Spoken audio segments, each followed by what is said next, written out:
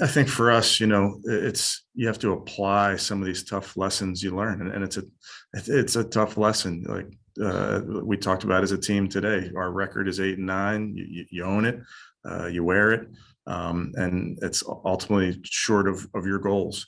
But moving forward is about finding ways to improve and learning from some of those lessons this year to make sure that we're better situated moving forward. Kevin, what was the most frustrating part of the season?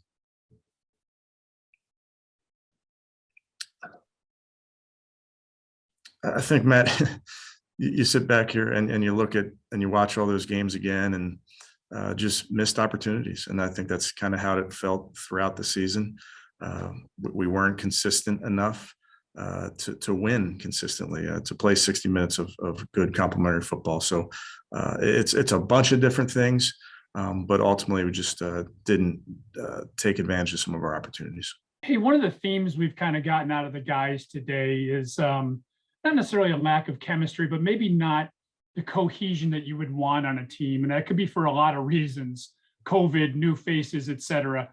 Is that kind of what you got from the guys as well? That, I mean, obviously it's something you'd always want to improve upon, but is that something that stands out a little bit? I do think you have to be intentional, Tom.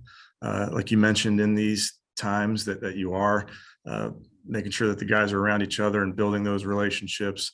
It's harder than ever with having 2 locker rooms and everybody wearing masks and those type of things. But I see guys that played hard for each other, and then I see guys that pushed each other and supported each other.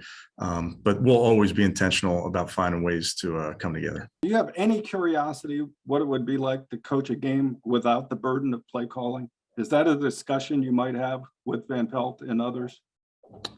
Yeah, I think all of that, Tony, is stuff that we will reflect on. We'll talk about.